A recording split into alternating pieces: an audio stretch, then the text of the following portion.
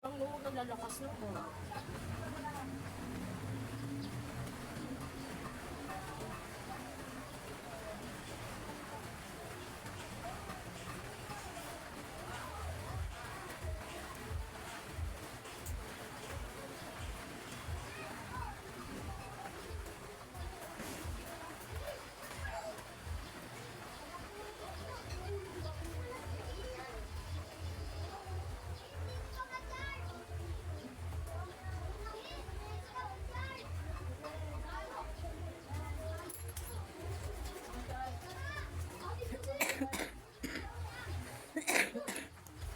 Puputok-putok ang ano mo kaya, parang sipon ka. Ayan nga, plema.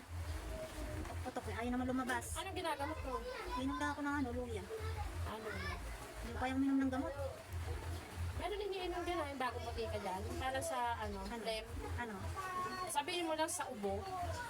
Anong bagong butika? Yan yung kila Susan, grocery yan, yung butika. Doon.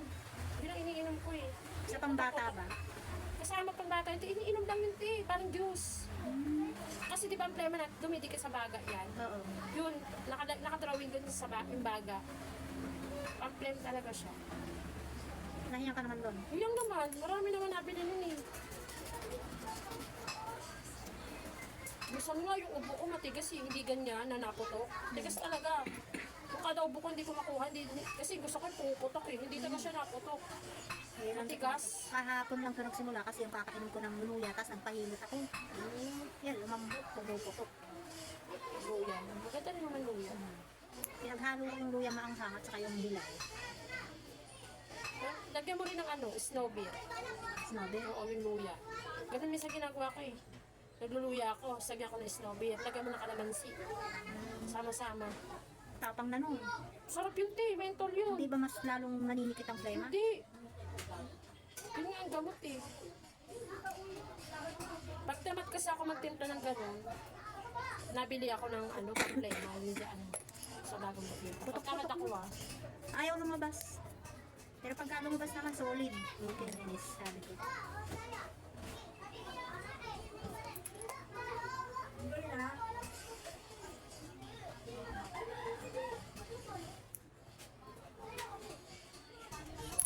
Tapos naliligo lang ako ng tubig na may asin.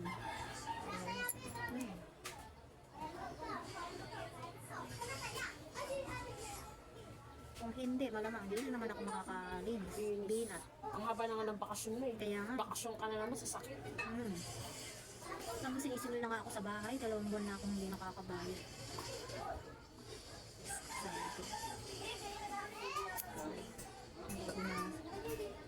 Hindi ko na magwantang ng aking bahay. Kasi ginuhulugan pa akong utang. Kaya kung may utang, Ano nangyari sa loan mo? pag loan ako, bayad utang lang din. Ang anak mo 35? Oo. Gagamitin ko sana yun kaso Akala ko na yung upa mo na dito. Oo, meron nga dyan, di ba? Yun nga yung hinabatan ko. Pagpunta ko doon, may nakaupa na. Ay, mayroon na nakakuha. Oo, may nakakuha na, barbershop. Lalaki. Tapos kinausap ko yung may-ari, baka ako hindi magtagal. Taga pa siya, Dasma. Oh. Sabi ko kung hindi magtatagal, ako na lang walang kukuha. Sasalo. Oo, ako na lang ang sasalo. Parang lagi namang walang tao. Baka tinatapos lang yung advance na yun. Oo, yung 2 buwan. Kaso lang, katulad ngayon, nagalaw mo ng pera. Paano yun? Lang ako ng kahit mga 10,000 pang down. Pwede ng pwestuhan. Yung time naman. Kaya nga Naubos na lang ang pera mo sa wala. Ay, ko na lang ng utang-utang. Eh di ayun, pwede ka uli makakautang. Ano ba Sa card yun. Bagay mo. Magkano lang ang kukunin ko sa tao? Magkano hulugan mo? Ilang buwan mo kinuha yun? Siyam yata yun. 9 months? Magkano hulog? Nasa, siya? 8. Tama ba? Ito, ano po, 8.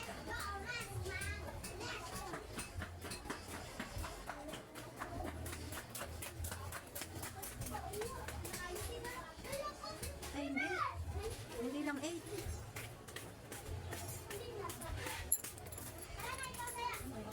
Kasi meron akong 2 hinuhulugan pa eh. Kaya umabot ng anong hulog ko eh. 1.6. Meron ako matatapos na sa low cellphone. Cellphone loan mo? Oo.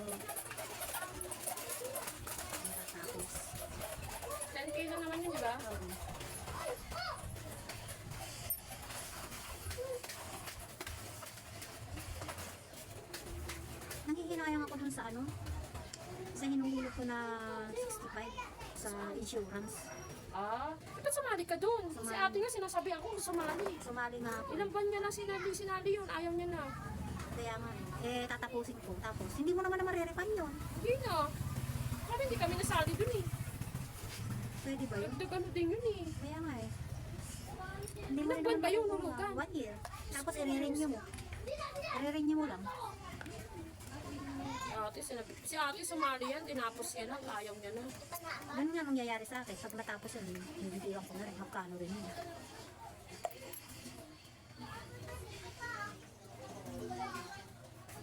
Wala naman yata sumasali din.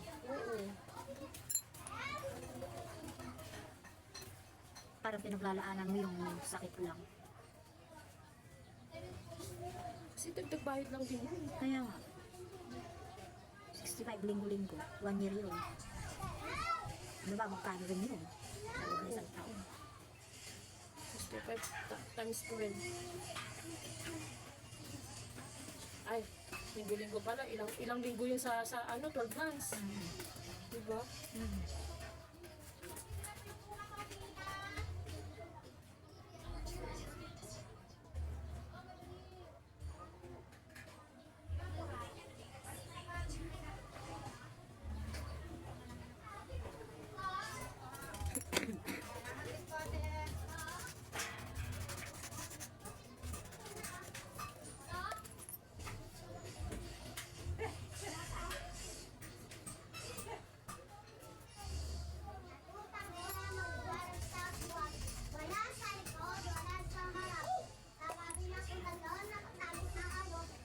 Ipisan mo dyan, ti sobrang kapal na yung palto. Para paltos eh.